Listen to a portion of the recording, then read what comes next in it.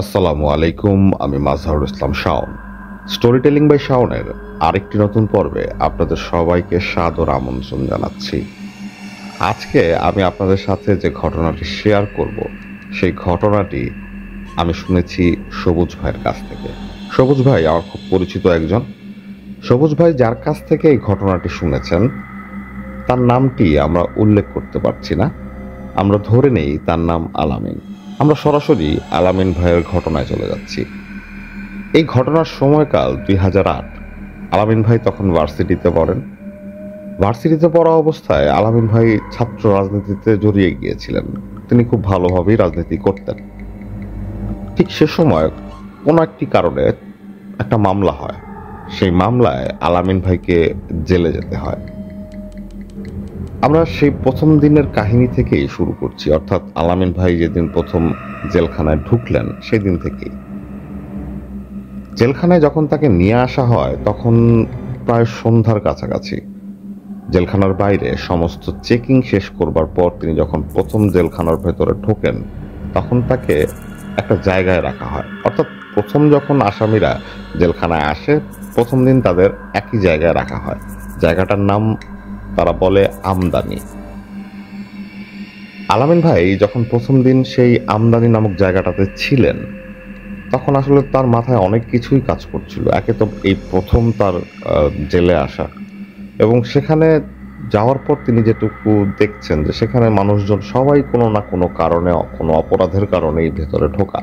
এখানে অনেক দাগী আসামি আছে, অনেক সন্ত্রাসী আছে, অনেক খুনি আছে। তো তিনি আসলে মেন্টালি ব্যাপারটা নিতে পারছিলেন না। তার কাছে অসহ্য মনে হচ্ছিল। তিনি দেখছিলেন বিভিন্ন মানুষ বিভিন্ন কাজে ব্যস্ত। কাজে বলতে নিজেদের মধ্যে কথাবার্তা বলতেই ব্যস্ত। আসলে সেরকম কোনো কাজ জেলখানার ভেতর নাই। তিনি রাতে ঘুমাতে পারছিলেন না। অনেক কিছুই তার মাথার ভেতর চলছিল। প্রথম রাতটা কোনোভাবে কাটিয়ে দেওয়ার পর পরদিন দুপুরবেলার দিকে তাকে নির্দিষ্ট একটা জায়গায় পাঠানো হয়, যেটা তার যতদিন সে জেলখানায় থাকবে ততদিন পর্যন্ত এটা তার নির্দিষ্ট স্থান। তাকে যখন সেই জায়গায় নিয়ে যাওয়া হয়, তিনি দেখেন এটা একটা বিশাল হল রুমের মতো জায়গা। প্রায় 100 থেকে 150 লোক সে হল রুমের ভেতর থাকে, এবং সবাইকে ফ্লোরিং করে থাকতে হয়। আলামিন ভাইকেও নির্দিষ্ট একটা জায়গা ঠিক করে দেওয়া হয়, সেখানে সে থাকবে। পুরো ব্যাপারটাই আলামিন ভাইয়ের কাছে ছিল খুবই কষ্টদায়ক, প্যাথেটিক, কারণ সারা জীবন তিনি এরকম কোনো পরিস্থিতির মধ্যে দিয়ে যাননি। জেলখানায় আসবার পরও আসলে তিনি কাউকে চিনতেন না, কেউ তাকে চিনত না। তিনি কিভাবে তার সময়গুলো পাস করবেন সেটা নিয়ে তিনি চিন্তা করছিলেন, বা তার মামলার বর্তমান কি অবস্থা চলছে সেটাও তিনি ততটুকু জানেন না। তাই তিনি সবকিছু তার ভাগ্যের হাতে ছেড়ে দিয়ে তিনি চিন্তা করেন, যেহেতু আমি এই পরিস্থিতির মধ্যে পড়েছি, আমাকে এই পরিস্থিতি মোকাবেলা করতেই হবে। তাই তিনি নিজের মতো করে গুছিয়ে সবকিছু করার চেষ্টা করছিলেন। যাই হোক, নতুন জায়গায় তাকে যখন রাখা হলো, তখন তার পাশের সিটের যে ভদ্রলোক ছিলেন তার সাথে তিনি কথা বলা শুরু করেন। পরে তিনি জানতে পারেন তার পাশে যে ভদ্রলোক ছিলেন তিনি একটা মামলায় ভেতরে এসেছেন, জালিয়াতি মামলায়। আলামিন ভাইও তার কথা সেই লোকটাকে বললেন। সেই লোকটার নাম আমরা ধরে নেই রফিক। তো দুইজনে সেদিন কথাবার্তা বলেন। যে আলামিন ভাই জানতে পারেন রফিক ভাই গত 15 দিন যাবৎ তিনি জেলখানায় আছেন। সেদিন আশেপাশের মানুষজনকে দেখে দেখেই আসলে আলামিন ভাইয়ের সময় চলে যাচ্ছিল। সেই দিন যাওয়ার পর আস্তে আস্তে তিনি ব্যাপারটার ভেতর মানিয়ে নেওয়ার চেষ্টা করেন। জেলখানার কিছু নিয়ম আছে, সেটা দেখা গেছে যে প্রায় দুপুরবেলার খাবারের আগে তাদেরকে তাদের সেই যে সেল, সেখান থেকে তাদের বাইরে বেরিয়ে যেতে দেওয়া হতো। গোসল টোসল সব কিছু শেষ করে তারা নামাজ টামাজ পরে আবার সেলে আসতো যখন খাবার দেওয়া হতো। এরপর সারাদিনই দেখা গেছে ঘোরাফেরা করবার পর বিকেল 4টা-5টার দিকে তাদের ভেতরে ঢুকিয়ে দিয়ে সেল বন্ধ করে দেওয়া হতো সারা রাতের জন্য। আলামিন ভাইও সেই রুটিনে ধীরে ধীরে অভ্যস্ত হয়ে যান। সেখান দিয়ে তার কেসের অবস্থা কিরকম চলছে তার কোনো খবরই তিনি জানতে পারছিলেন না, কারণ কেউই তার সাথে দেখা করতে আসেনি। এভাবে প্রায় 3 দিন কেটে যায় জেলখানায়। ধীরে ধীরে জেলখানার যে রুটিন তাতে আলামিন ভাই অভ্যস্ত হওয়া শুরু করেন। একদিন সকালবেলা যখন নাস্তা দেওয়া হয়েছিল, নাস্তা খাওয়ার পর তিনি যখন বের হওয়ার পর তিনি আশেপাশে উদ্দেশ্যহীনভাবে ঘুরছিলেন। জেলখানাতে সবচেয়ে বড় যে কষ্ট সেটা হচ্ছে সময় কাটানো। সময় কাটাবার কিচ্ছু নেই, কিছু করবার নেই। এটা যে আসলে কতটুকু প্যাথেটিক, এটা আসলে যারা ফিল করেছেন বা যারা এই পরিস্থিতিতে পড়েছেন তারাই একমাত্র বুঝতে পারেন। দুপুরে খাবার আগ পর্যন্ত যে সময়টা পাওয়া যায় সেই সময়টাতে তারা নিজেদের মতো করে হয়তো কেউ কার্ড খেলে, কেউ নিজেদের মতো করে আড্ডা দেয়, এভাবে সময় কাটায়। আর আলামিন ভাই তিনি বিভিন্ন মানুষ দেখে দেখে সময় কাটাতেন। অর্থাৎ তিনি একজনকে হয়তো লক্ষ্য করলেন, তার কর্মকাণ্ড তিনি লক্ষ্য করতেন, সে কি করেছে এরকম কিছু আইডিয়া করার চেষ্টা করতেন। অর্থাৎ জাস্ট সময় পাস করা, আর কিছুই না। একদিন তিনি যখন এভাবে ঘুরছিলেন, হঠাৎ তিনি দেখতে পান এক ভদ্রলোক মাথা নিচু করে কিছু একটা আঁকছে। তিনি সামনে গিয়ে দাঁড়ান এবং তিনি দেখতে পান সে একটা কাগজের উপর একটা ছবি আঁকছে এবং ছবিটা খুবই সুন্দর। আলামিন ভাই অবাক হয়ে সেই লোকটার সামনে গিয়ে বসেন। লোকটা তার দিকে চোখ তুলে তাকালো না। প্রায় আধা ঘন্টার মতো আলামিন ভাই তার পাশে দাঁড়িয়ে তার ছবি আঁকা দেখছিলেন। লোকটা চমৎকার ছবি আঁকে। ছবি আঁকার এক পর্যায়ে সেই লোকটা হঠাৎ করেই উঠে চলে গেল। আলামিন ভাইয়ের কিছু বলা হলো না। তিনি চাচ্ছিলেন লোকটার সাথে কথা বলবেন, লোকটা তাকে কোনো সুযোগ না দিয়েই সেখান থেকে উঠে চলে যায়। আলামিন ভাই বেশ কিছুক্ষণ তার দিকে তাকিয়ে থাকেন। এটা বলে রাখা ভালো, জেলখানায় আলামিন ভাই যে সেলে আছেন এরকম আরো অনেক সেলই আছে। সেখানেও হলরুমের মতো অবস্থা, সেখানেও প্রায় 100-150 আসামির মতো থাকে। অর্থাৎ এই লোকটা কোন সেলে থাকে সেটা আলামিন ভাইয়ের জানা হলো না। যাই হোক, পরদিনের ঘটনা। পরদিন বিকেল 4টা-5টার সময় যখন তাদেরকে আবার সেলে ঢুকিয়ে তালা মেরে দেওয়া হয়, ঠিক তার আগ মুহূর্তে আলামিন ভাই এক জায়গায় বসেছিলেন, নিজের মতো করে সময় কাটাচ্ছিলেন। হঠাৎ করে তিনি দেখতে পান দূরে সেই লোকটা, অর্থাৎ সেই দিনের সেই আর্টিস্ট, তিনি হেঁটে হেঁটে আসছেন এবং তিনি হেঁটে হেঁটে এসে ঠিক আলামিন ভাইয়ের অপোজিট সাইডে এসে বসলেন এবং আলামিন ভাইয়ের দিকে তাকিয়ে একটু মুচকি হাসলেন। আলামিন ভাইও হাসলো। আলামিন ভাই সে লোকটার দিকে এগিয়ে গিয়ে বলল যে, ভাই আপনি তো খুব সুন্দর ছবি আঁকেন, আমি কালকে দেখলাম, আপনার সাথে কথা বলা হয়নি, আমার নাম আলামিন, আপনার নাম? সেই ভদ্রলোক তার দিকে তাকিয়ে আবার হাসলো, কিন্তু কোনো কথা বলল না। সে আবার তার ব্যাগ থেকে কাগজ কলম বের করে সেই কাগজ কলম দিয়ে ছবি আঁকা শুরু করলো। কলম না, সেটা একটা পেন্সিল। পেন্সিল দিয়ে ভদ্রলোক ছবি আঁকতেন। ছবি আঁকার এক পর্যায়ে সেই ভদ্রলোক আলামিন ভাইকে জিজ্ঞেস করেন যে কোন মামলায়, অর্থাৎ কি মামলায় সে এসেছে। আলামিন ভাই তার মামলার কথা বললেন। আলামিন ভাই যখন তাকে জিজ্ঞেস করলেন যে ভাই আপনি কোন মামলার ভেতরে, তখন সে ভদ্রলোক যে উত্তরটা দিল সেটা হচ্ছে, আমি কোন মামলার ভেতরে সেটা আপনার না জানলেও চলবে। আলামিন ভাই আর কোনো কথা বললেন না। তিনি বুঝতে পারলেন যে লোকটা হয়তো অতটা ফ্রেন্ডলি না। যাই হোক, সেই দিনও সেই ভদ্রলোক একটা ছবি আঁকছিলেন। ছবিটা একটু অদ্ভুত। ছবিটা কোনো মানুষের না। ছবিটা দেখে মনে হচ্ছিল কোনো রাক্ষস বা এই টাইপের কোনো কিছুর ছবি তিনি আঁকছেন, বা কোনো ভয়ঙ্কর কিছু একটা। আলামিন ভাই অনেকক্ষণ যাবৎ সেই ছবির দিকে তাকিয়েছিলেন। অর্থাৎ সে ভদ্রলোক যতক্ষণ ছবিটা আঁকছিল সেইভাবেই তাকিয়েছিলেন।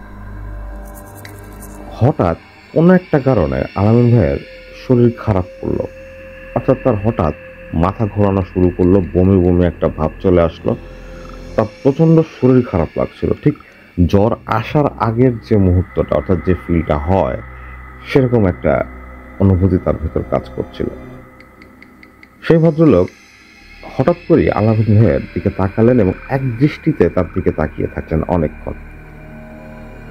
ঠিক সে সময় রফিক নামের লোকটা, অর্থাৎ আলামিন ভাইয়ের ছেলে আলামিন ভাইয়ের পাশের সিটে যে ভদ্রলোক ঘুমায়, সেই ভদ্রলোক এসে আলামিন ভাইকে ডাক দেয়, বলে ভাই আপনি এখানে দাঁড়িয়ে দাঁড়িয়ে কি করতেছেন?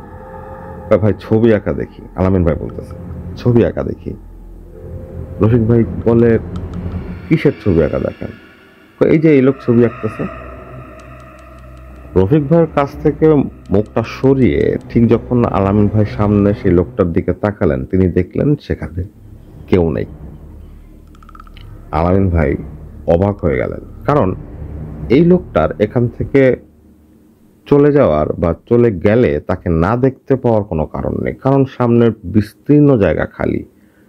এই কয়েক সেকেন্ডের মধ্যে কেউ যদি উঠে চলে যায় তাকে সে দেখবে না, তা হতেই পারে না। কিন্তু আশ্চর্যের বিষয় যেটা, সেটা হচ্ছে আলামিন ভাইয়ের সামনে এখন সেই লোকটা নেই। আলামিন ভাই অবাক হয়ে গেলেন, হকচকিয়ে গেলেন। রফিক ভাই বললেন কি হয়েছে ভাই? আলামিন ভাই আর কথা বাড়ালেন না। তিনি রফিক ভাইয়ের সাথে হাঁটতে হাঁটতে তাদের যে সেল তার সামনে চলে গেলেন, কারণ কিছুক্ষণের মধ্যেই সেলে ঢুকিয়ে তাদের তালা মেরে দেওয়া হবে। যাই হোক, আলামিন ভাই ভেতরে ঢুকলেন। সেদিন ঠিক মতোই সময় কাটলো বা দিন কাটলো। আলামিন ভাইয়ের সেলের ভেতরে কয়েকজন লোকের সাথে পরিচয় হয়ে যায়, তাদের সাথে সে আড্ডা দিত, সময় কাটাতো। তার মামলার কি হচ্ছে, কতদূর অগ্রগতি হলো, বা তার এখান থেকে বের হওয়ার কি ব্যবস্থা হলো, তা কোনো কিছুই তিনি জানতে পারছিলেন না, কারণ তিনি বা তার সাথে দেখা করবার জন্য কেউ আসতো না। পরদিন হঠাৎ করেই আলামিন ভাইয়ের কাছে খবর আসে যে কেউ একজন তার সাথে দেখা করতে এসেছে। আলামিন ভাই যখন সেই দেখা করার জায়গায় যান, অর্থাৎ যেখানে আসামিদের সাথে আসামিদের পরিবারদের দেখা করার ব্যবস্থা থাকে, সেই জায়গায় যান, তখন তিনি দেখতে পান সেখানে তার বড় ভাই এসেছে। বড় ভাই আসার পর বড় ভাই তাকে বলল তার মামলার কি অবস্থা, কি চলছে। তিনি তাকে আশ্বাস দিলেন যে আর 1 সপ্তাহের ভেতরই ইনশাল্লাহ তাকে জেলখানা থেকে বের করা সম্ভব, সে কয়টা দিন পর্যন্ত যাতে সে ধৈর্য ধরে থাকে। আলামিন ভাইও খুব খুশি হলেন, যাক একটা আপডেট তো তিনি পেলেন তার মামলা সম্পর্কে, অন্তত আর 1টা সপ্তাহ কোনোভাবে এখানে কাটাতে হবে, এরপরে ইনশাল্লাহ তার মুক্তি। বড় ভাইয়ের কাছ থেকে এই খবর শোনার পর আলামিন ভাইয়ের খুব ভালো লাগছিল, অর্থাৎ তিনি একটা নির্দিষ্ট সময় তো অন্তত পেয়েছেন যে এই কয়টা দিন আমার থাকতে হবে। তারা হলে জেলখানার ভেতর আসলে আমাকে কয়দিন থাকতে হবে, কতদিন যাবত আমি এই জায়গায় থাকবো, এটা না জানা পর্যন্ত আসলে মানুষ শান্তিতে থাকতে পারে না। কারণ সময় কাটাবার কিছু নেই, কারোর সাথে কথা বলবার কিছু নেই, কোনো উপকরণ নেই। এটা আসলেও এক ধরনের টর্চারই বলা যায়, হয়তো শারীরিকভাবে না, হয়তো মানসিকভাবে। যাই হোক, আলামিন ভাই যখন জানতে পারেন তার বড় ভাইয়ের কাছ থেকে যে আর 1 সপ্তাহের মতো সময় আছে, তিনি খুব খুশি হয়েই তার সেলে ফিরে আসেন এবং সেখানে তার পরিচিত, অর্থাৎ যার সাথে তিনি এই কয়েকদিনে খুব ভালোভাবে মিশে গেছেন, সেটা হচ্ছে সেই রফিক ভাই। সেই রফিক ভাইকে কথাটা বলেন যে আর 1 সপ্তাহের মতো সময় আছে, ইনশাল্লাহ 1 সপ্তাহের মধ্যে আমি বের হয়ে চলে যেতে পারবো। রফিক ভাইও খুশি হন এবং তিনিও বলেন যে আচ্ছা 1টা সপ্তাহ আপনার কোনোভাবে কষ্ট করে থাকেন, যেহেতু আপনার বড় ভাই বলেছে 1 সপ্তাহ লাগবে জামিন হতে, অতএব আর চিন্তা নেই। সেদিন আলামিন ভাইয়ের খুবই ভালো কাটছিল, তার মনটা খুবই ভালো ছিল। সেদিন বিকেলবেলা সেল বন্ধ হওয়ার ঠিক 1-1.5 ঘন্টা আগে তিনি এবং রফিক ভাই হাঁটছিলেন জেলখানার ভেতরেই। বিস্তীর্ণ জায়গা আছে সেখানে, একটা জেলখানার ভেতরে ক্যান্টিনের মতো জায়গা আছে যেখানে আপনি যা ইচ্ছা টাকা দিয়ে কিনে খেতে পারবেন। সেই টাকা সরাসরি ক্যাশ না, সেটা আপনার পরিচিত কেউ যদি আপনার নামে জমা করে দিয়ে যায় সেখান থেকে কাটা হয়। যাই হোক, আলামিন ভাই রফিক ভাইয়ের সাথে সে ক্যান্টিনে যান, সেখানে তারা দুজন 2টা কাপ চা কিনে খাচ্ছিলেন। সে সময় আলামিন ভাই রফিক ভাইকে তার সাথে ঘটা এই ঘটনাটা বলে, অর্থাৎ সেই আর্টিস্টের ঘটনাটা রফিক ভাইকে বলে। রফিক ভাইকে উনি যেটা বলে সেটা হচ্ছে, আমি প্রথম দিন সেই ভদ্রলোককে, অর্থাৎ সেই আর্টিস্টকে দেখলাম, তিনি খুব সুন্দর ছবি আঁকছেন, আমি তার পাশে প্রায় আধা ঘন্টার মতো দাঁড়িয়েছিলাম এবং আধা ঘন্টা পরে তিনি যখন তার ছবি আঁকা শেষ করলেন তিনি নিজেই উঠে চলে গেলেন। পরদিন আমি ওইরকম একটা জায়গায় বসেছিলাম, তিনি আসলেন, তিনি আমার দিকে এসে আমার কাছে এসে বসলেন, আমার দিকে তাকিয়ে একটু হাসলেন। আমিও একটু কমফোর্টেবল হওয়ার জন্য আমি সেই লোকটাকে আমার নাম বললাম এবং আমি তাকে জিজ্ঞেস করলাম, আপনি কোন কেসে এসেছেন? তিনি আমার কথাটা খুব রুডলি এড়িয়ে গেলেন এবং আমি যখন তার ছবি আঁকা দেখছিলাম ঠিক তখনই আপনি চলে আসেন। আপনি এসে যখন আমাকে ডাক দেন আমি আপনার দিকে তাকাই, তাকাবার পর যখন আবার ঘুরে সামনে তাকাই অর্থাৎ সেই লোকটার দিকে তাকাই, আমি দেখি সেই লোকটা নেই এবং লোকটা যদি উঠে চলেও যায় সেটাও আমি দেখতাম, কারণ আশেপাশে সবকিছুই আবার দৃষ্টির সীমার মাঝে। এই ঘটনা শোনার পর রফিক ভাই বলে যে আশ্চর্য তো, এরকম তো আমি কোনোদিন শুনিনি। যাই হোক, যেটা হয়েছে সেটা হয়তো আপনার মনের ভুল বা অন্য কিছু, হয়তো বা জেলখানায় আসার পর আপনার হয়তো এটা কোনো মানসিক চাপ থেকে এরকম কোনো কিছু হয়েছে, বা এই টাইপের লোক আপনার বর্ণনা অনুযায়ী এই ধরনের কোনো লোক তো আমি কোনোদিন দেখিনি। আলামিন ভাই রফিক ভাইয়ের কথায় একটু অবাক হন, কারণ এই লোকটাকে রফিক ভাই বলছেন যে তিনি কোনোদিনই দেখেননি। তিনি প্রায় এতদিন যাবৎ প্রায় 20 দিনের মতো তিনি জেলখানায় আছেন। তার দেখার কথা, কারণ অন্তত জেলখানায় যারা আছেন তারা একটা সময়ের পর দেখা গেছে যে নিজেদের মতো করে যখন ঘোরাঘুরি করেন তখন অন্তত চেহারা পরিচিত হয়েই যায়। তো আলামিন ভাই এটা অন্তত শিওর যে তিনি যেটা দেখেছেন সেটা চোখের ভুল না। আবার তিনি এটাও চিন্তা করেন হয়তো রফিক ভাই লোকটার কথা বা লোকটার চেহারার যে বর্ণনা আমি দিয়েছি সেটা হয়তো তিনি ক্যাচ করতে পারেননি, বা হয়তো সামনাসামনি দেখলে তিনি চিনতে পারবেন বা বলবেন যে হ্যাঁ আমি লোকটাকে আগেও দেখেছি। যাই হোক, সেদিন তারা আবার সেলে ঢুকে যান, তাদের সেল বন্ধ করে দেওয়া হয়। সেলে যখন রাতের খাবারের পর তারা যখন ঘুমাবার প্রস্তুতি নিচ্ছেন তখন তারা এক পর্যায়ে ঘুমিয়ে যান। জেলখানার আলো অর্থাৎ সেলের ভেতরের যে আলোটা সেটা কখনোই বন্ধ করা হয় না। আলোর তীব্রতা কিছুটা কমিয়ে দেওয়া হয়, অর্থাৎ একটু কম পাওয়ারের লাইট জ্বালানো হয়, কিন্তু কোনো সময় ভেতরটা অন্ধকার করা হয় না।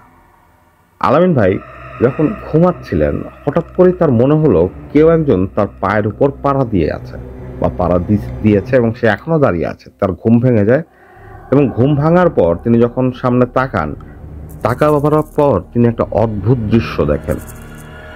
তিনি দেখেন সেই আর্টিস্ট লোকটা তার পায়ের উপর পাড়া দিয়ে দাঁড়িয়ে আছে এবং তার দিকে তাকিয়ে বিভৎসভাবে নিঃশব্দ হাসি হাসছে।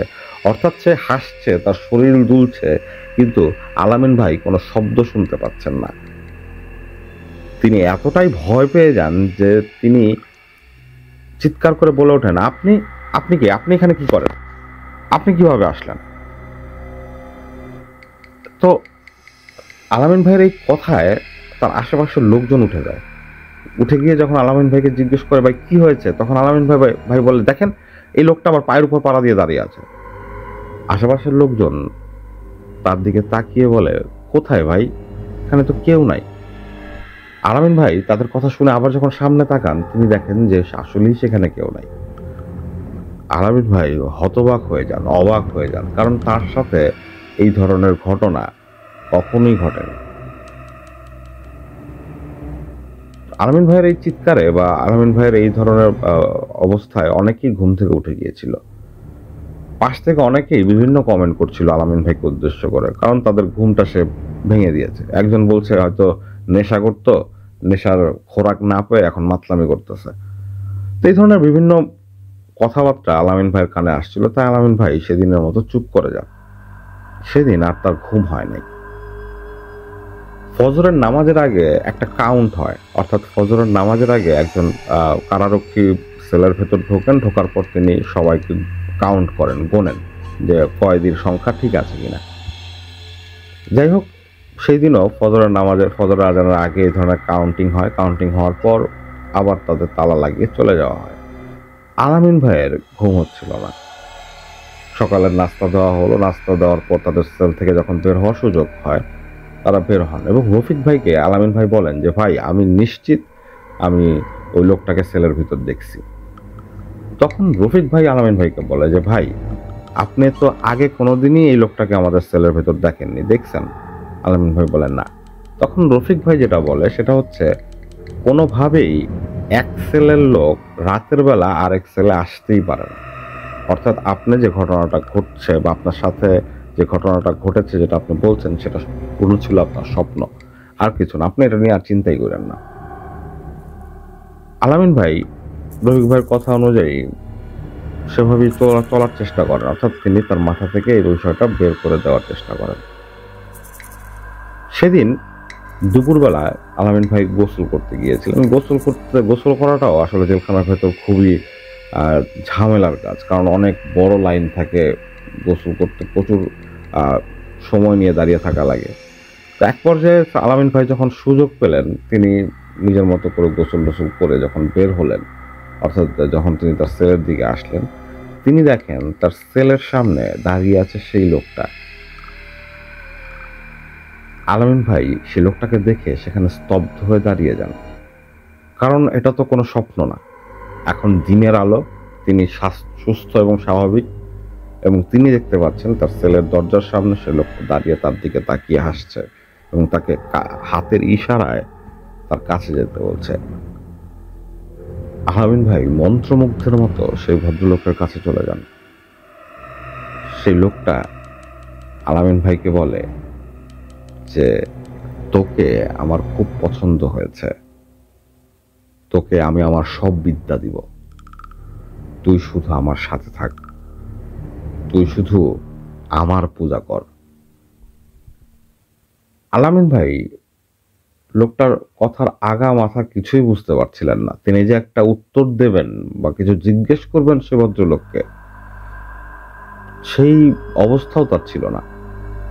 তিনি ফেল করে সেই লোকটার দিকে তাকিয়েছিলেন, এবং সব থেকে আশ্চর্য এবং ভয়ের যে ব্যাপারটা, সেটা হচ্ছে সেই লোকটা তার চোখের সামনে হঠাৎ করেই যেন হাওয়ায় মিলিয়ে গেল। আলামিন ভাই এই দৃশ্যটা নিতে পারলেন না, তিনি সেখানেই অজ্ঞান হয়ে পড়ে যান।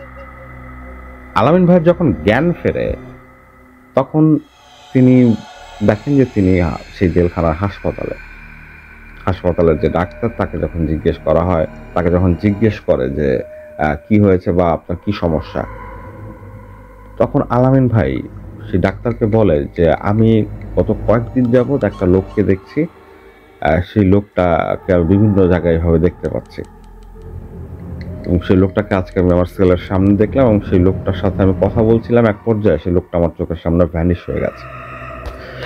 এটা শোনার পর সেই ডাক্তার চুপ করে গেলেন।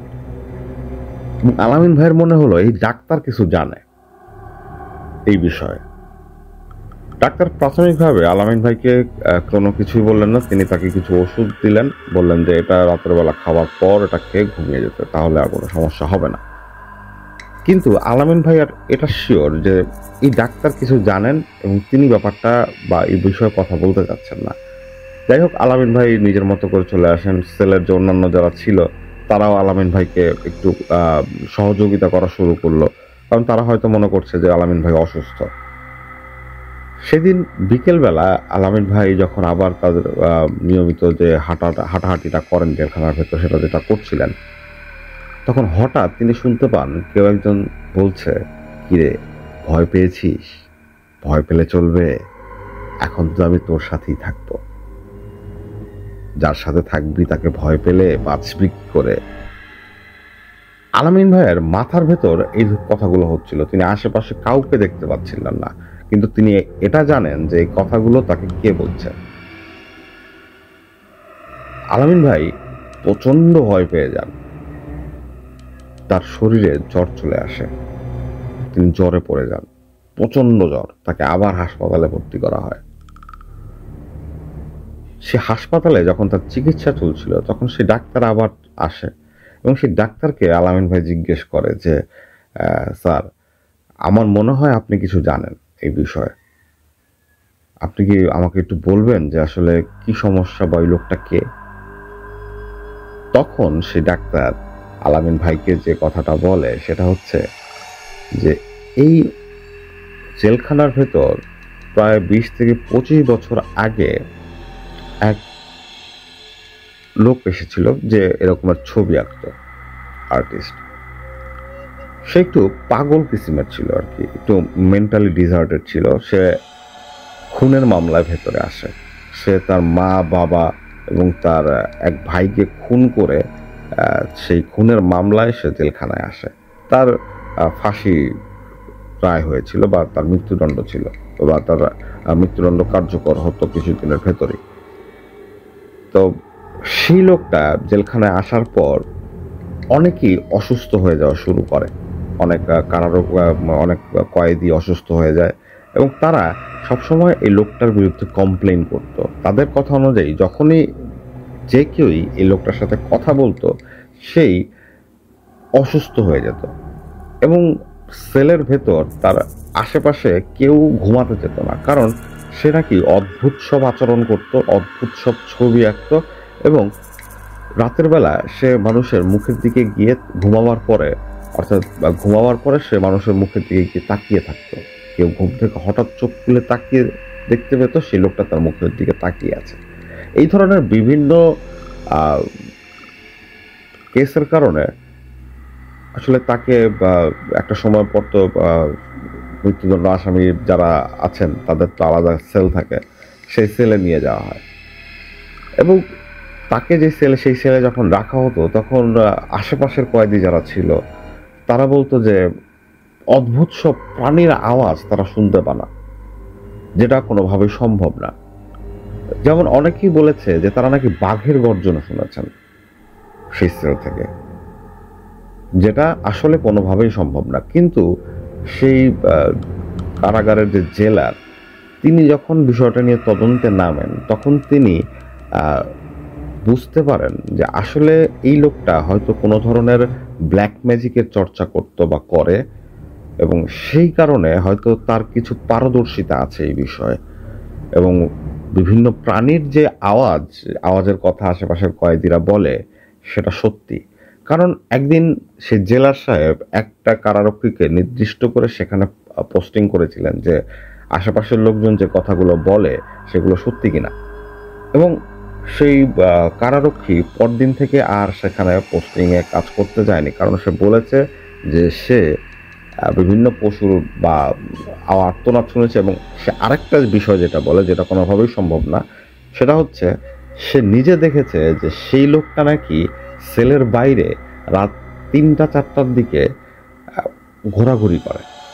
সে কিভাবে সেল থেকে বের হয়, কিভাবে সেলের ভেতর যায় সেটা কেউই বলতে পারে না, কিন্তু কারারক্ষী এটা দেখেছে, এটা শিওর, এবং সে কোনো অ্যাটেম্প্ট নিতে পারেনি ভয়ে, কারণ সেই লোকটা নাকি কারারক্ষীর সামনে দিয়েই হেঁটে হেঁটে চলে যাচ্ছিল এবং পরদিন সকালবেলা যখন তাকে খোঁজা হয় তার সেলে, তাকে তার সেলের ভেতরেই পাওয়া যায়। এই ঘটনা শোনার পর বা এই ঘটনা দেখার পর সেই জেলার খুব সতর্ক হয়ে যান এই লোকটার সম্পর্কে এবং বেশ কিছুদিন পর, অর্থাৎ কয়েকদিন পরেই তার ফাঁসির ডেট ছিল। যেদিন তার ডেট ছিল তার আগের দিন তাকে জানিয়ে দেওয়া হয় বা কোনো একটা মানে কোনো একটা কাজ হয়তো করা হয় যেটাতে আসামি জানতে পারে যে আগামীকাল তার ফাঁসি বা এই টাইপের কিছু। তো সেই দিন তাকে একটু ভালো খাবারও দেওয়া হয়। আশ্চর্যের বিষয় যেটা, সেটা হচ্ছে সে সেই খাবার খায়নি। অর্থাৎ পরদিন যখন তাকে ফাঁসির জন্য নিয়ে আসার ফাঁসি দেওয়ার জন্য কারারক্ষীরা তার সেলে যায় এবং তাকে নিয়ে আসবার জন্য যখন রেডি হচ্ছিল তখন তার সেলে গিয়ে তারা দেখে যে সেই লোকটা সেলের ভেতর নেই। লোকটা কোথায় কেউ জানে না, কেউ বলতেও পারে না এবং শেষ পর্যন্ত সেই লোকটাকে কিন্তু খুঁজে পাওয়া যায়নি। এটা অনেক বড় একটা ব্যাপার এবং এই ঘটনা যদি সে সময় মিডিয়ায় চলে আসতো বা পত্রপত্রিকায় চলে আসতো তাহলে সবাই অনেক ধরনের সমস্যায় পড়তো, বিশেষ করে সেই জেল কর্তৃপক্ষ যারা ছিলেন। পরবর্তীতে পুরো ব্যাপারটা নিয়ে যখন কর্তৃপক্ষ যারা আছে, যারা যখন মিটিং করেন বা আলোচনা করেন, তখন তারা এই বিষয়টা পুরোপুরি ছেপে যেতে চান, কারণ তারা সবাই বুঝতে পেরেছিলেন যে এই ব্যাপারটার ভেতর আধিভৌতিক কোনো ব্যাপার আছে। তাই তারা এই বিষয়টি নিয়ে আর ঘাটাতে চান না কোনোভাবে, তারা এই বিষয়টা ধামাচাপা দেন। কারণ ফাঁসির আসামি হঠাৎ করেই সেল থেকে গায়েব হয়ে গেছে, এই ব্যাপারটা কিন্তু খুবই গুরুতর। তাই নিজেরা বাঁচার স্বার্থে তারা বিষয়টা ধামাচাপা দেন। এরপর কিন্তু সেই লোকটাকে আর কখনোই দেখা যায়নি, কিন্তু প্রায় অনেক আসামিরা বা অনেক কয়েদিরা অভিযোগ করেন যে তারা সেই লোকটাকে দেখেন। সেই লোকটা ছবি আঁকে। এটা শোনার পর আলামিন ভাই ভরকে যান, তিনি ভয় পেয়ে যান। এতদিন তো তার এখানে সময় কাটানোই খুব কষ্টের ছিল, কিভাবে তিনি এখানে সময় কাটাবেন তিনি বুঝতে পারছিলেন না। তারপরও তার একটা ওয়ে হয়েছিল কোনোভাবে এখানে তার টাইম পাস করার, কিন্তু যে ঘটনাটি তার সাথে ঘটল তাতে তার এখানে থাকা এখন দুর্বিষহ হয়ে গিয়েছিল। তিনি এতটাই ভয়ের ভেতর চলে গিয়েছিলেন যে তার হঠাৎ মনে হতে থাকলো যে আশেপাশে তিনি যাদের দেখছেন তারা কি সত্যি মানুষ কিনা। কিন্তু আল্লাহ পাকের সহায় ছিল, কারণ পরদিনই অর্থাৎ এই ঘটনার পরের দিনই আলামিন ভাই জামিন পেয়ে যান। আলামিন ভাই জামিন পেয়ে যাওয়ার পর তিনি সেলের ভেতর এতদিন যাদের সাথে তার ভালো সময় কেটেছে বা কথাবার্তা হয়েছে তাদের কাছ থেকে বিদায় নিয়ে তিনি যখন জেলখানা থেকে বের হবেন তখন ঠিক তার আগ মুহূর্তে তিনি সেই জায়গা দিয়ে ধরে যাচ্ছিলেন যেখানে তার সাথে সেই আর্টিস্ট লোকটার প্রথম দেখা হয়েছিল। তিনি সেখানে যখন তাকাবার পর যখন আবার সামনে তাকান, আবার কি মনে করে আবার তিনি সেখানে ঘুরে তাকান। প্রথমবার কিন্তু সেখানে তিনি সেই লোকটাকে দেখেননি, কিন্তু দ্বিতীয়বার যখন তিনি আবার তাকান তিনি দেখতে পান সেই লোকটা সেখানে বসে আছে এবং তার দিকে এক দৃষ্টিতে তাকিয়ে আছে এবং খুব রাগী ভঙ্গিতে তাকিয়ে আছে। আলামিন ভাইয়ের হঠাৎ করেই সারা শরীরের লোম দাঁড়িয়ে যায় সেই লোকটাকে দেখে, কারণ তিনি জানেন তিনি যে লোকটাকে দেখছেন সে এই পৃথিবীর কেউ না, এই লোকটা অশরীরী কিছু একটা এবং সে হয়তো মানুষও না। যাই হোক, আলামিন ভাই এরপর জেলখানা থেকে বেরিয়ে যান। বেরিয়ে যাওয়ার পর তিনি তার যে মামলার যে কার্যক্রম সেগুলো চালান। এক পর্যায়ে তিনি সেই মামলা থেকে রেহাই পান। তার সাথে জেলখানা থেকে বের হওয়ার পর আর কোনো সমস্যা হয়নি, তিনি আর কখনোই সেই লোকটাকে দেখেননি। কিন্তু জেলখানার ভেতর তিনি যে কয়দিন ছিলেন সে কয়দিন সেই লোকটা তার জন্য ছিল বিভীষিকা, এবং তিনি যে সিক্রেটটা সেই জেলখানা থেকে শুনে এসেছেন বা যেই ঘটনাটা শুনে এসেছেন, যে ঘটনাটা তার সাথে ঘটেছে, সেগুলো আসলে তিনি সারা জীবনও ভুলতে পারবেন না। এই ঘটনাটি বাংলাদেশেরই কোনো একটি জেলখানায় ঘটেছে। কোন জেলখানায় ঘটেছে সেটা আমি নিজেও জানি না, আমাকেও বলা হয়নি, তাই আমি আমার লিসেনারদেরও বলতে পারলাম না যে আসলে ঠিক কোন জেলখানার ঘটনা এটা। আর এটা আসলে অনেক অনেক বিষয় থাকে যেগুলো আসলে আমাদের না জানাই ভালো, না জানাই শ্রেয়, কারণ এই ধরনের ঘটনা আসলে অনেক জায়গায় ঘটে, আমরা কতজন আর কতটুকু জানি। যাই হোক, এটাই ছিল আলামিন ভাইয়ের ঘটনা, যেটা সবুজ ভাই আমাকে শুনিয়েছিলেন। এই জন্য সবুজ ভাইকে অসংখ্য ধন্যবাদ। আশা করি আজকের এই ঘটনাটি আপনাদের ভালো লাগবে। এখন আমরা সরাসরি চলে যাব শামীম মিয়া ভাইয়ের ঘটনায়। শামীম মিয়া ভাই আমাদের জন্য চমৎকার চমৎকার কিছু ঘটনা সবসময় নিয়ে আসছেন, খুব বড় বড় কিছু ঘটনা নিয়ে আসছেন। শামীম ভাইকে এই জন্য অসংখ্য ধন্যবাদ। লিসেনাররা শামীম ভাইকে অসম্ভব পছন্দ করেন। তার একটা নির্দিষ্ট ফ্যান গ্রুপ আছে, যেটাকে আমরা বলতে পারি তার ঘটনা পছন্দ করে। এই ধরনের ভালো লোকজন আছে যারা শুধু শামীম ভাইয়ের ঘটনায় শুনতে পছন্দ করে। শামীম ভাই তাদের জন্যই ঘটনা কালেক্ট করে নিয়ে আসেন আমাদের লিসেনারদের জন্য। আজকে এখন আপনারা যে ঘটনাটি শুনবেন শামীম ভাইয়ের কাছ থেকে, সেই ঘটনাটিও আশা করি আপনাদের খুব ভালো লাগবে। চলেন আমরা শুনে আসি শামীম ভাইয়ের ঘটনা। আসসালামু আলাইকুম, আমি শামীম মিয়া। সবাইকে STS story telling by Shaon এর আরও একটি নতুন এপিসোডে স্বাগতম। আমি সময় নষ্ট না করে সরাসরি ঘটনায় চলে যাচ্ছি। এই ঘটনায় আমি কোনো নাম, কোনো স্থান, কোনো কিছু শেয়ার করব না। প্রয়োজনে আমি একটা ছদ্মনাম ব্যবহার করতে পারি। তো আমি ঘটনায় চলে যাচ্ছি। তো আমি যে নামটি ব্যবহার করব সেই নামটি হচ্ছে আকাশ। তো আকাশ ভাই একদিন হচ্ছে ল্যাবেইড থেকে সায়েন্স ল্যাব মোড় থেকে ল্যাবেইডের পাশ দিয়ে যে গ্রিন রোড দিয়ে সোজা চলে আসবে হচ্ছে উনি পান্থপথ মোড়ে আসবে, ল্যাবেইডের সামনে দিয়ে, গ্রিন লাইফের সামনে দিয়ে, এবং হচ্ছে পান্থপথ মোড়ে উনি আসবে। তো উনি আসার পর সেদিন প্রচণ্ড বৃষ্টি ছিল। বৃষ্টি হওয়াতে ওই রাস্তাটায় তখন বেশ কয়েক বছর আগের ঘটনা, তখন ওই রাস্তায় পানি জমে যেত।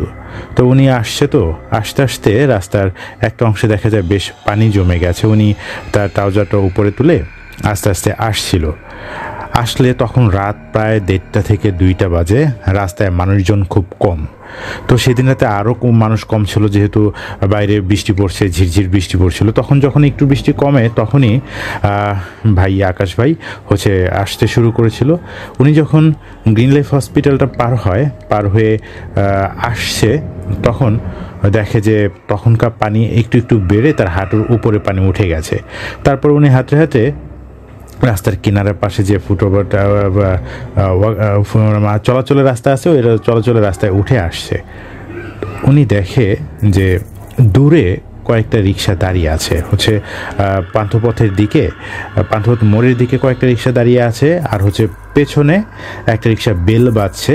কিন্তু উনি ফিরে পেছনে তাকিয়ে দেখে রিক্সাটা অনেক দূরে। তো উনি ভাবে যে ঠিক আছে, যাই, সামনে গিয়ে রিক্সায় উঠবো। উনি যাবার পর হঠাৎ করে উনি তার মাঝে একটা অদ্ভুত একটা দৃশ্য দেখতে পায়।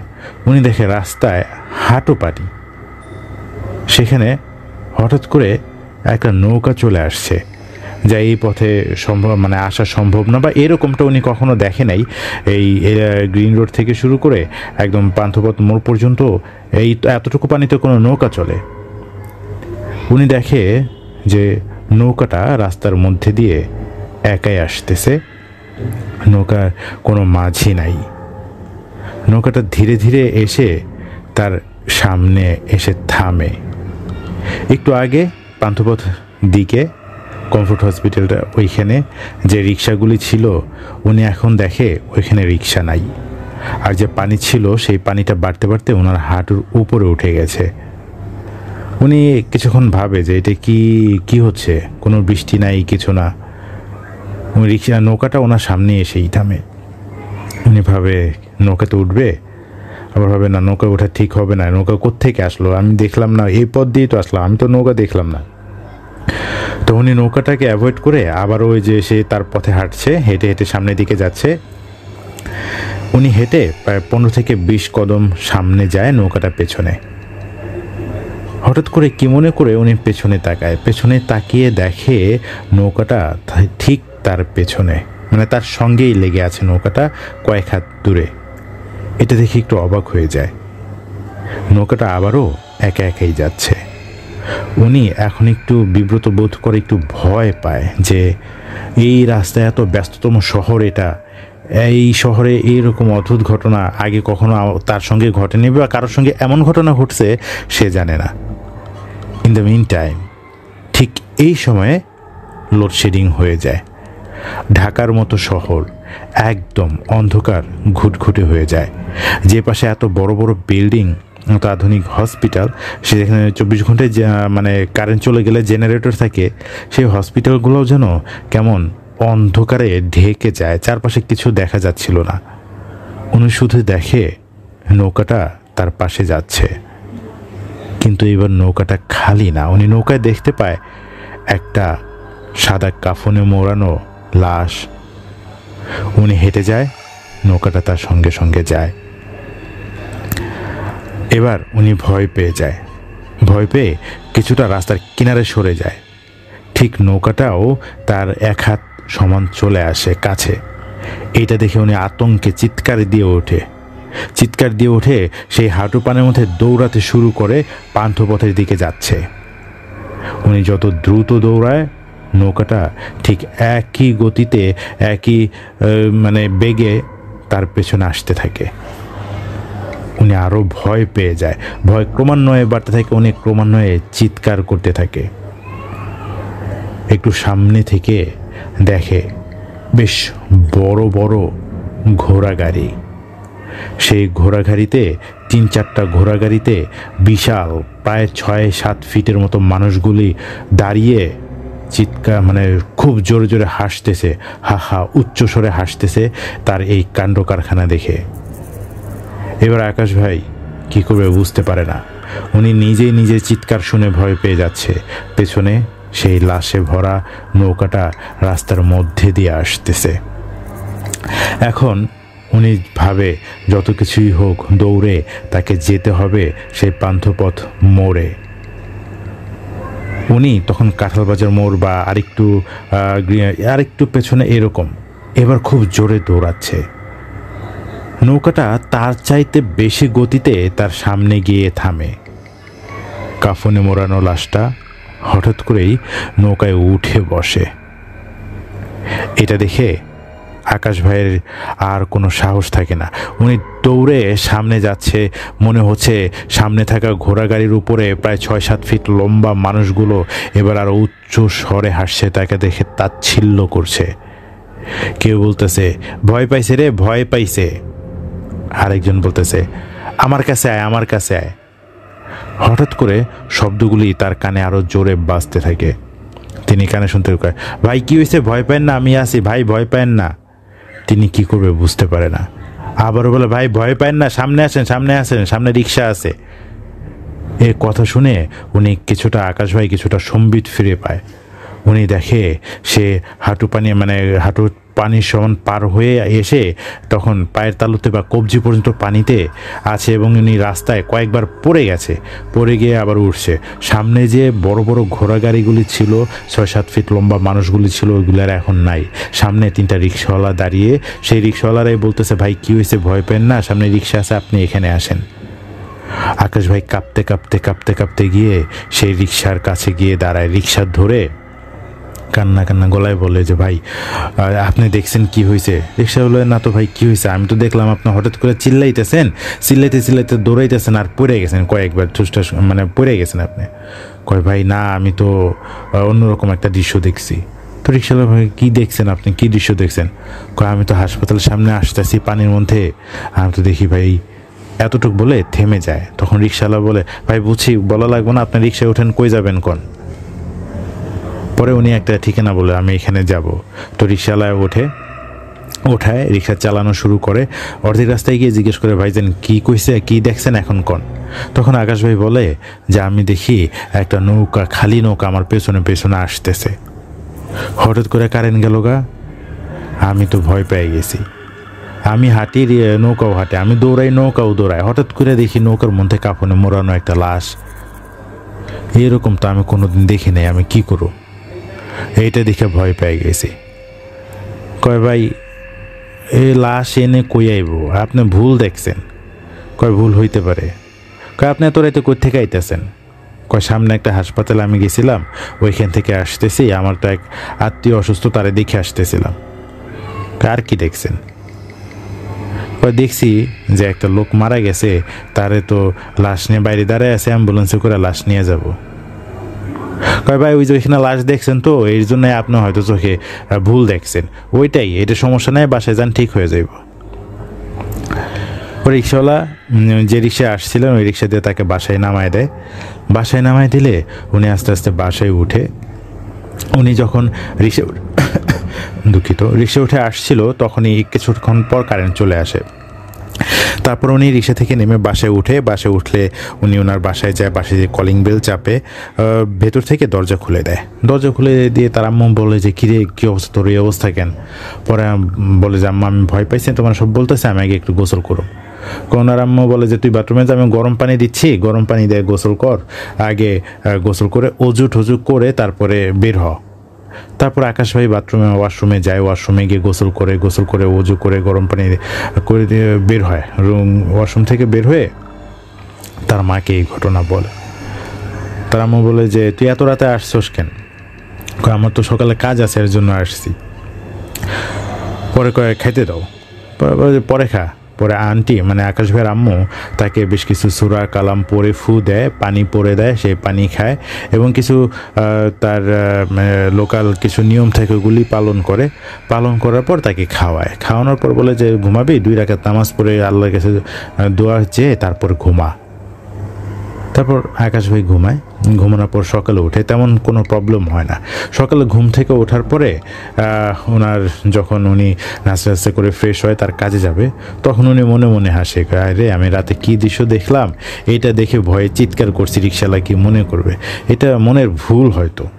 তো এটা চিন্তা করে উনি অফিসে যায়। অফিসে যাওয়ার পরে সেদিন হচ্ছে কি আবার পানি নেমে যায় এবং বৃষ্টি ছিল না। তো সেদিন সারাদিন কাজ করে সন্ধ্যার দিকে আবারও সেই হসপিটালে যায় তার পরিচিত রোগীটা দেখার জন্যে। তো রোগীটা দেখে উনি আবার বাসায় ফিরতে থাকে। আজকে পানি নেই, তবে আজকে প্রচণ্ড জ্যাম। আজকে সন্ধ্যার দিকে রওনা দেয়, তো ওই রাস্তাটা হচ্ছে প্রচণ্ড জ্যাম। সেই জ্যামের রাস্তা দিয়ে আসছিল উনি, আর আজকে রিক্সায় ওঠে নাই যেহেতু জ্যাম, উনি হেঁটে আসছিল। তো এখন যেহেতু উনি সেম রাস্তা দিয়ে আসে, সেম জায়গা দিয়ে আসে, তো দেখে যে আজকে শুকনা গরম কোনো কিছু নাই এবং আশেপাশে বেশ মানুষ, দুই ধারে খাবারের অনেক কিছুই বিক্রি করতেছে। তো উনি পদে দিয়ে আসতেছে আর মনে মনে হাসতেছে। কিন্তু যেখানটায় সেই নৌকাটার সঙ্গে দেখছিল ওই দিকটা আসতেই তার কেমন যেন শরীরটা একটু কেঁপে ওঠে। তার কাছে মনে হইল যে গরম একটা বাতাস তাকে ভেদ করে এপাশ থেকে ওপাশ চলে যায়। ঠিক গরম বাতাসটা যখন তাকে টাচ করে যায়, তার গায়ের সমস্ত লোম দাঁড়িয়ে যায়, আর তৎক্ষণাৎই তার চোখের সামনে ভেসে ওঠে সামনের দৃশ্য। উনি থমকে যায়, ভয় পেয়ে যায়, কয়েক সেকেন্ডের জন্য রাস্তার মাঝে দাঁড়িয়ে যায়। যখন পেছন থেকে রিক্সা বেল দিচ্ছিল তখন তার সম্বিত ফিরে পায় এবং সাইডে চলে আসে। উনি ভাবে যে কোনো সমস্যা নাকি, কালকে এই জায়গাটাতেই উনি ভয় পেয়েছিল, আজকে আবার এমন একটা ঘটনা ঘটলো। তো উনি এগুলা চিন্তা করতে করতে আবার সামনে হেঁটে যায়। আজকে সে কমফোর্ট যে ডায়াগনস্টিক ছিল ওইখান থেকে এক রিক্সাওয়ালা ডাক দেয়, মামা যাবেন নাকি? পরে আকাশ ভাই ওইখানে তাকায় বলে, সেই রিক্সা মানে যিনি রিক্সার চালক বলেন যে, মামা কালকে রাইতে আপনারই তো আমি বাসায় দিয়েছিলাম, আর কিছু ভয় পাইছিলেন, আর কিছু দেখছিলেন? তখন আকাশ ভাই একটু লজ্জা পায় যে, না ভাই আমি কিছু দেখি নাই। বলে যে বাসে যাবেন? চলো যাই। তারপরে আকাশ ভাই ওই বাসে দিয়ে আসছিল। আসার পরে রিক্সাওয়ালা তাকে নামিয়ে দিলে আজকে হচ্ছে আন্টি মানে আকাশ ভাইয়ের মা, উনি একটা কাজে কোনো এক আত্মীয়ের বাসায় গিয়েছিল, যে আসতে ওনার হয়তো একটু রাত হয়ে যাবে। আন্টি বলে গেছে সব কিছু আছে, যেন বাসায় গিয়ে ফ্রেশ হয়ে খাওয়া দাওয়া করে নেয়। তো আকাশ ভাই সিঁড়ি দিয়ে আস্তে আস্তে ওঠার পরে উনি তার চাবিটা দিয়ে দরজা খুলে যখন ভিতরে ঢুকে উনি দেখে সম্পূর্ণ রুমটাই আলাদা। প্রথম হচ্ছে গেটটা দিয়ে ঢুকে জুতা খুলে হাতের ডানে হচ্ছে বেসিন, সেই বেসিনটা দিয়ে একটু সামনে গেলেই তার রুম, এবং হাতের ডানে হচ্ছে তার রুম, তার সামনে একটু সোজা গেলে হচ্ছে ডাইনিংয়ের হাতের বাম পাশে হচ্ছে আন্টির রুম, এবং সোজা হচ্ছে গেস্ট রুম, এবং তার অপোজিট সাইডে হচ্ছে অন্য আরেকটা রুম। উনি দেখে আজকে হাতে সোজা গিয়ে হাতের বামে হচ্ছে তার রুম, এবং বেসিনটা হচ্ছে বাম দিকে, সব কিছু উল্টা। উনি বুঝতে পারে না যে আজকে কেন এমন হচ্ছে। উনি ওনার রুমে গিয়ে দেখে ওনার রুমে কিচ্ছু নাই, খাট নাই, টেবিল নাই, কিচ্ছু না। ওনার রুমের মেঝেতে ওনার সিলিং ফ্যান উল্টো করে লাগানো, সিলিং ফ্যান ঘুরতেছে, কিন্তু কোনো বাতাস আসছিল না। উনি অবাক হয়ে যায় যে কিরে এমন হচ্ছে কেন, এমন তো হওয়ার কথা না। এবার উনি দেখে তার মাথার উপর যে ছাদটা ছিল, সেই ছাদের উপর তার খাট শোয়ানো উল্টা করে, খাটের উপর বিছানা, এটা বালিশ কোলবালিশ সব। এটা দেখে ভয় পেয়ে যায় কি হচ্ছে তার সাথে। উনি ভয়ে সঙ্গে সঙ্গে রুম থেকে বের হয়ে তিনি ভুলে যায় যে তার আম্মু সাথে নাই। উনি চিৎকার করে ওঠে, মা মা বলে চিৎকার করে ওঠে, ভয় পেয়ে যায়। পাশের রুম থেকে তার আম্মা উত্তর দেয়, কিরে কি হয়েছে, ভয় পাইছস, এদিকে আয়। এই কথাটা শুনে দৌড়ে আকাশ ভাই তার আম্মুর রুমে যায়, গিয়ে দেখে ওইখানে একই অবস্থা। মেঝের মধ্যে হচ্ছে তার সিলিং ফ্যান ঘুরছে। উনি সিলিং ফ্যানের দিক তাকিয়ে সঙ্গে সঙ্গে উপরে ছাদের দিকে তাকিয়ে দেখে উপরে ছাদের সঙ্গে খাট লাগানো, বালিশ লাগানো, এবং উল্টো হয়ে শুয়ে আছে তার আম্মু। তার দিকে তাকিয়ে বলে, বিকটভাবে একটা দৃষ্টি দেয়, ভয়ঙ্কর একটা হাসি দিয়ে বলে, কিরে ভয় পাইছস? দেখতে দেখতে ওনার আম্মুর চেহারাটা বদলে যায়, ভয়ঙ্কর একটা রূপ নেয়। সে বলে, তুমি তো আমার মা না। কয়, চিনছস? এটা বলেই একটা দৌড় দিয়ে উনি তার ঘর থেকে বের হয়ে যাবে। উনি এখন আর দরজা খুলতে পারে না, অনেকক্ষণ চেষ্টা করে দরজা খুলতে পারে না। উনি হাতে চাবি নেয়, চাবি নিয়ে দেখে যে দরজা লক, চাবি দিয়ে দরজা লক খুলতে যায়, কোনোভাবেই খুলে না। পেছনে দেখে বিভৎস একজন নারী আস্তে আস্তে হেঁটে তার কাছে আসতেছে। আকাশ ভাই শত চেষ্টা করেও দরজাটা খুলতে পারছিল না, হাতের চাবি দিয়ে বারবার নব ঘোরাচ্ছে, দরজা খুলতেছে না। এমন সময় উনি দেখে যে বিভৎস নারীটা ভয়ঙ্কর হাসির শব্দে তার একদম কাছে চলে আসে। তার ঘাড়ে নিঃশ্বাস লাগছিল, আর সঙ্গে সঙ্গে প্রচণ্ড দুর্গন্ধ, কোনো প্রাণী মরে গেলে যে পচা গন্ধ আসে, এইরকম একটা পচা গন্ধ সে তার নাকে পাচ্ছিল। শেষ ভরসা হিসেবে উনি নবটা আবার ঘোরায়, সঙ্গে সঙ্গে দরজা খুলে যায়। দরজা খুলে উনি দেখে ওনারই মতো আরেকজন হাতে চাবি নিয়ে দাঁড়িয়ে আছে। আকাশ ভাই ঘরের ভেতর, অন্য আকাশ ভাই ঘরের বাহিরে, দুইজনের হাতেই চাবি। আকাশ ভাই ডাইনে তাকায়, সেও ডানে তাকায়। দুইজন একসঙ্গে বিকট জোরে একটা চিৎকার দেয়, অজ্ঞান হয়ে পড়ে যায়। কতক্ষণ সেন্সলেস থাকে জানে না। অনেক রাতে আন্টি আসে, এসে দেখে ঘরের দরজা খোলা এবং ঘরের মাঝ বরাবর অজ্ঞান হয়ে পড়ে আছে আকাশ ভাই। আন্টি আকাশ ভাইকে অনেক কষ্ট করে টেনে রুমের ভেতর নিয়ে যায়। আন্টি ভয় পেয়ে যায়, তার আত্মীয় স্বজন সবাইকে ফোন দেয়। তার বাসার কাছে একজন আত্মীয় ছিল, উনি সঙ্গে সঙ্গে চলে আসে। তার পাশের ফ্ল্যাট থেকে লোক চলে আসে, এসে জিজ্ঞেস করে কি হয়েছে। কয় আকাশ সেন্সলেস হয়ে পড়ে আছে। কয় আমরা তো পাশের বা ফ্ল্যাটের লোকজন বলে আমরা তো কোনো শব্দ পেলাম না, বা ও কখন আসছে আমরা তো জানি না। সেদিন তখন আর আকাশ ভাইয়ের সেন্স ফিরে নাই। মাথায় পানি ঢালা হয় এবং একজন ডক্টর আনা হয়। ডক্টর এনে বলে যে ওনার তো মনে হয় কোনো সেন্সলেস হয়ে গেছে, ভয়টাই পাইছে হয়তো, বা তখন একটা সাধারণ ট্রিটমেন্ট তাকে দেওয়া হয় এবং সেন্স ফিরে তার পরের দিন সকালে। তখন আকাশ ভাই রাতের ঘটনাগুলি তাকে বলে। আন্টি বলে যে তুমি সারাদিন কাজ করে এত প্রেশার নাও, হসপিটালে গেছিলা, তারপরে তুমি কি চিন্তা করো, এগুলো মানে তুমি উল্টা উল্টা দেখতেছো, চিন্তা করো না, তুমি কয়েকটা দিন ছুটি নাও, ছুটি নিয়ে বাসায় থাকো। আকাশ ভাই কি করবে বুঝতে পারে না। উনি ঠিক আছে সামনের সপ্তাহে ছুটি নেব। উনি অফিসে গিয়ে তার এক বন্ধুর সঙ্গে আলোচনা করে, তার এক কলিগের সঙ্গে, যে আমার সঙ্গে এরকম হচ্ছিল। তো তার কলিগ বলে যে হ্যাঁ এরকম হয়, কিছু দুষ্ট জিন আছে, এরকম ভয় দেখায়, তুমি বাসায় গেলে বিভিন্ন সূরা কালাম পড়বা, নামাজ পড়বা, কিছু নিয়ম বলে দেয়, এগুলো করবা। ঠিক আছে, এগুলো উনি বলে যে সবই করবে। সবই করলে একদিন উনি কোনো একটা কাজে, অফিসের কাজে উনি ঢাকার বাইরে যায় তার কয়েকজন কলিগের সঙ্গে। ঢাকার বাইরে গেলে উনি কাজ শেষ করে ফিরবে, হঠাৎ করে দেখে যে একটা জানাজা হচ্ছে। যেহেতু ওরা 2-3 জন ছিল, তো ওনারা বলে যে জানাজাটা পড়ে যাবে।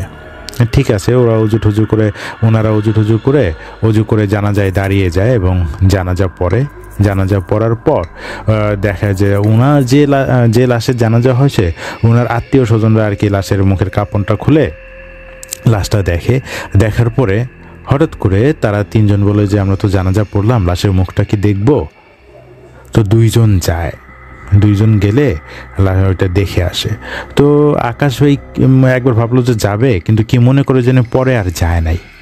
পরে না গেলে এখন আবার উনি যে তারা যে গাড়িতে ছিল ওই গাড়িতে উঠে যায় 3জন মিলে। ওনারা ব্যাক করে ঢাকায় ব্যাক করলে অন্যান্য কাজ শেষ করে বাসায় যেতে আজকেও সন্ধ্যার মতো হয়ে যায়। সন্ধ্যার দিকে আজকে উনি অন্য একটা পথ দিয়ে আসতেছে। এই রাস্তাটা কিছুটা নীরব থাকে, তবে এখানে বৃষ্টির পানি বা এগুলো কিছু হয় না। তো উনি রাস্তাটা দিয়ে আসতে আসতে সামনে একটা প্রাইমারি স্কুল পড়ে। সেই প্রাইমারি স্কুলে উনি দেখে যে রাত কয়টা 10টা-11টার মতো বাজে। তো এত রাতে তো এখানে মানুষ খুব কম থাকার কথা না। তো আজকে দেখে সেই মাঠে প্রচুর মানুষ এবং শব্দ হচ্ছে। বোঝা যাচ্ছে যে এই অনেকগুলো মানুষ একসঙ্গে কথা বলতেছে। কিন্তু কি কথা বলতেছে এগুলো সে বুঝে না। তো উনি দেখে যে ওইখানে একজন বলতেছে যে আপনারা সবাই লাইন বেঁধে দাঁড়ান, এখন লাশের জানাজা হবে। তো আকাশ ভাবে যে একটু মানে বিকেলে আগে কিছু বিকেলে একটা জানাজা করছে, এখন আরেকটা জানাজা যেহেতু রাস্তায় পড়ছে, উনি হেঁটেই যাচ্ছিল রাস্তাটা দিয়ে, তো উনি চিন্তা করে ঠিক আছে এই জানাজাটা পড়ে একবারে বাসায় যাই। তো এখন সবাই করতেছে জানাজা পড়তেছে, উনিও জানাজায় দাঁড়ায়, শেষ হয়ে যায়। উনি দেখে যে অদ্ভুত রকম সুন্দর আতরের গন্ধ আসছিল, কিন্তু এই এলাকাতে উনি থাকাতেও যারা জানাজা পড়লো অনেককেই উনি চেনে না। না চিনলে জানাজা শেষ হলে সবাই যখন লাশটাকে দেখতে যাচ্ছিল, তো আকাশ ভাবে যে বাসার কাছে চলে আসছে, আচ্ছা দেখে যে এলাকার কে মারা গেছে, চেহারা দেখলে হয়তো চিনবে।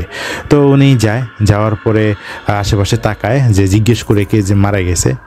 আশেপাশে তাকায় দেখে উনি কাউকেই চেনে না, সবাই অপরিচিত। তখন যে জানাজা মানে যে লাশের জানাজা হয়েছে কাছে যায়, খাটিয়ার কাছে যায় আকাশ ভাই। যার পরে দেখে যে লাশের মাথার দিকে কাফনটা খোলা। উনি তাকিয়ে দেখে যে মারা গেছে, ওখান মুখের দিক দিয়ে শুধু আলো বের হচ্ছে, আর কিছু না, কোনো অবয়ব নেই, কোনো মানুষ নেই, কিছু না। এবং কাফনে মোড়ানো সম্পূর্ণটাই মনে হচ্ছে আলো।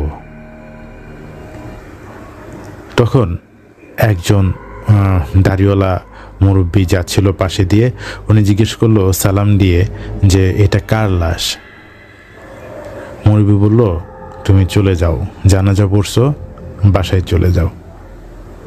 আকাশ ভাই একটা কথাও বলে নাই, সঙ্গে সঙ্গে বাসায় চলে আসে। আর বাসায় চলে আসার জন্য সেই স্কুলে গেটে থেকে বের হইলে সেই দেয়ালটা ছিল বুক পর্যন্ত, কিন্তু অপর পাশে কী হচ্ছে এটা দেখা যায়। উনি আকাশ ভাই বের হয়ে বাম দিয়ে হেঁটে বাসার দিকে আসছিল, কি মনে করে পেছনে তাকালো। সর্বোচ্চ 20 থেকে 30 সেকেন্ডের পথ। পেছনে তাকিয়ে দেখে একটা কিচ্ছু নাই, একটা মানুষ নাই, কোনো শব্দ নাই, লাশ নাই, খাটিয়া নাই, কিচ্ছু না। আকাশ ভাই থমকে দাঁড়ায় যে কি হচ্ছে, এই 30 সেকেন্ডে এতগুলো মানুষ উধাও হয়ে গেল। উনি ভয়ে ভয়ে সে রাস্তাটা পার হওয়ার পরে আবারও সিঁড়িটা দিয়ে উনি ওনার রুমে যাচ্ছে। রুমে যাওয়ার পরে উনি দরজা খুলে এখন দেখে সব ঠিক আছে। তার আম্মু তার রুমে বসে কারোর সঙ্গে কথা বলতেছে। আজকে সব স্বাভাবিক দেখে আকাশ ভাই তার রুমে যায়। উনি গিয়ে দেখে শুধু তার রুমটা উল্টো হয়ে আছে, তার খাটে উনি নিজেই শুয়ে আছে। তার খাটে যে আকাশ ভাই, সে ভয়ঙ্কর বিকৃতভাবে একটা হাসি দিয়ে বলে আমি তো আইছি আগে। এটা শুনে কি বলবে আকাশ ভাই বুঝে না। হঠাৎ করে সে অবয়ব আকাশ ভাইয়ের মতো দেখতে অবয়বটা প্রচণ্ড জোরে একটা ধমক দে, তুই বাইরে আমার রুম থেকে। আকাশ ভাই কি করে বুঝতে পারে না। উনি খুব জোরে সূরা নাস পড়া শুরু করে। বেশ কয়েকবার সূরা নাস পড়ে, ফালাক পড়ে, আস্তে আস্তে সম্পূর্ণটা ঠিক হয়ে যায়। উনি দেখে ওনার চোখের সামনে সেই খাটটা কেমন যেন রোটেট হয়ে উল্টা ঘুরে সে ফ্লোরে চলে আসে, ফ্যানটা চলে যায় উপরে। আকাশ ভাই বুঝে না উনি কি স্বপ্ন দেখতেছে। উনি সঙ্গে সঙ্গে রুম থেকে বের হয়ে যায়। রুম থেকে প্রচণ্ড গরম একটা বাতাস প্রচণ্ড বেগ নিয়ে বের হয়, দরজা দিয়ে বের হয়ে যায়। দরজাটা টাস করে শব্দ হয়। উনি ভাবছে এত জোরে শব্দ দেখে ভেতর থেকে আন্টি ওকে বকা দিবে যে এত জোরে কেন দরজা লাগাইলা। উনি অবাক হয়ে যায় আরেকটা জিনিস দেখে, এত জোরে শব্দ হইল, ভেতরে আন্টি এখনও অন্য কারোর সঙ্গে কথা বলে যাচ্ছে, কিন্তু আকাশ ভাইয়ের দিকে তাকায় না। হঠাৎ করে দরজায় শব্দ হয়। আকাশ ভাই দরজা খুলে দেয়। দরজা খুলে দেখে আন্টি ভেতরে বাইরে দাঁড়িয়ে আছে। এইটা দেখে আকাশ ভাই আরো অবাক হয়ে যায়। তাহলে একটু আগে ভেতরে কাকে দেখছে। সঙ্গে সঙ্গে উনি ভেতরে ঘাড় ফিরিয়ে তাকায়, দেখে ভেতরে কেউ নাই, ঘরে অন্ধকার, আন্টির রুমটা অন্ধকার। যেখানে কিছুক্ষণ আগে লাইট জ্বালানো ছিল, এখন আন্টির রুমটা অন্ধকার। আন্টি বলে, বাবা কী হয়েছে, তোর এমন লাগতেছে কেন? আকাশ ভাই বলে, আমার শরীরটা খারাপ না, আমি উল্টাপাল্টা জিনিস দেখতেছি। তখন আন্টি বলে, তাকে সূরা পড়ে ফু দেয়, পানি পোড়া খাওয়ায়। খাওয়ানোর পরে বলে যে তোমাকে একটা হুজুর দেখাবো, ভালো হুজুর দেখাইতে হবে। তো সেদিন রাতে আন্টি তার এক আত্মীয়কে ফোন দেয়, আত্মীয় বাসায় আসে এবং আকাশ ভাইকে আর একা থাকতে দেয় না। অন্য একটা রুমে আকাশ ভাই এবং সে আত্মীয়টা একসঙ্গে থাকে। পরবর্তীতে তারা একজন হুজুরের সঙ্গে যোগাযোগ করে। এর পরবর্তীতে কি প্রসেস বা কি ঘটনা ঘটেছে এখনও আমরা পাইনি। ঘটনাটি পেলে আপনাদের সঙ্গে শেয়ার করব। তো আজকে এই ছোট্ট ঘটনাটি আপনাদের সঙ্গে শেয়ার করলাম। সুপ্রিয় শ্রোতামণ্ডলী, ঘটনাটি কেমন লাগলো জানাবেন। আর আপনাদের কাছে যদি আপনার জানা কোনো ভয়ঙ্কর ঘটনা থেকে থাকে, আপনি যদি চান যে স্টোরি টেলিং বাই শাওন এই চ্যানেলের সঙ্গে আপনাদের ঘটনাটি শেয়ার করবেন, তাহলে আপনার ঘটনাটি লিখে অথবা রেকর্ড করে storytellingbyshaon@gmail.com এই ইমেল অ্যাড্রেসে পাঠিয়ে দিবেন। হয়তো ভয়েস রেকর্ড অথবা আপনার লেখাটি আমরা প্রচার করব। ভালো থাকবেন, সুস্থ থাকবেন। আসসালামু আলাইকুম। শামীম ভাইকে অসংখ্য ধন্যবাদ ঘটনাটি আমাদের সাথে শেয়ার করবার জন্য। আশা করি আজকের এপিসোডের এই দুইটি ঘটনাই আপনাদের ভালো লাগবে। আমরা চেষ্টা করে যাচ্ছি নিয়মিত যাতে আমাদের কাছে থাকা সবথেকে ভালো ঘটনাটি আমরা আপনাদের শোনাতে পারি। আসলে ঘটনা না পেলে ঘটনা প্রচার করা সম্ভব হয় না। তাই আমি আপনাদেরকে বলছি, যারা আমাদের ঘটনা শোনেন বা যারা চান যে স্টোরি টেলিং বাই শাওনের প্ল্যাটফর্মে ভালো ভালো ঘটনা শেয়ার হোক বা আপনার জীবনে ঘটে যাওয়া ঘটনাটা এই প্ল্যাটফর্মে শেয়ার হোক, সেক্ষেত্রে আমি বলবো যে আপনারা কষ্ট করে আপনার ঘটনাটি লিখে আমাদের মেইল করতে পারেন। আমাদের মেইল আইডি হচ্ছে storytellingbyshaon@gmail.com। অথবা যদি আপনাদের লিখতে কষ্ট হয় বা যদি সময় না থাকে, সেক্ষেত্রে আপনারা ক্যাজুয়ালি আমাকে ঘটনাটি রেকর্ড করে পাঠিয়ে দিতে পারেন। আমি হয়তো আপনাদের ঘটনাটি শুনে আমার মতো করে সেই ঘটনাটি আপনাদের শোনালাম, আমাদের লিসেনারদের শোনালাম। বা আপনি যদি চান যে আপনি আপনার নিজের কণ্ঠে ঘটনাটি আমাদের প্ল্যাটফর্মে শেয়ার করবেন, সেক্ষেত্রে অবশ্যই আপনি আপনার ঘটনাটি রেকর্ড করবেন, রেকর্ড করে আমাদের মেইলে পাঠিয়ে দেবেন। ইনশাল্লাহ যদি ঘটনা ভালো হয়, আমরা অবশ্যই ঘটনাটি আমাদের চ্যানেলে প্রচার করব। আপনারা যারা এখন পর্যন্ত আমাদের চ্যানেলটিকে সাবস্ক্রাইব করেননি, আমি রিকোয়েস্ট করব অবশ্যই আপনারা আমাদের চ্যানেলটিকে সাবস্ক্রাইব করবেন, একটা লাইক দেবেন, আমাদের বেল বাটনে অর্থাৎ আমাদের চ্যানেলের বেল আইকন যেটা আছে সেখানে ক্লিক করবেন। কারণ আপনাদের এই কাজগুলো আমাদের সাহস যোগায়, আমরা সামনে এগিয়ে যাওয়ার ভরসা পাই এবং কাজ করার একটা নতুন উদ্যম চলে আসে। বা ঘটনার সংগ্রহ করার যে প্রসেসটা, সেটার ভেতর একটা গতি চলে আসে। তাই আমি আপনাদের বলবো যে আপনারা যারা আমাদের শুভাকাঙ্ক্ষী আছেন, তারা অবশ্যই আমাদের হেল্প করবেন, যেটা আপনারা অতীতেও করেছেন, এখনও করে যাচ্ছেন এবং আমি জানি যে ভবিষ্যতে অবশ্যই আপনারা আমাদের সাথে থাকবেন। সেই কারণেই আসলে স্টোরি টেলিং বাই শাওনের পথ চলা শুরু। ইনশাল্লাহ আমরা অচিরেই আরও অনেক কিছুই নিয়ে আসবো আমাদের এই চ্যানেলের ভেতর। সেটার জন্য অবশ্যই আপনারা আমাদের গ্রুপ এবং পেজে চোখ রাখবেন। ইনশাল্লাহ আপনাদের ভালো কিছু আমরা দিতে পারবো। আজকে আর কথা বাড়াচ্ছি না, সবাই ভালো থাকবেন। আজকে আসছি, আসসালামু আলাইকুম।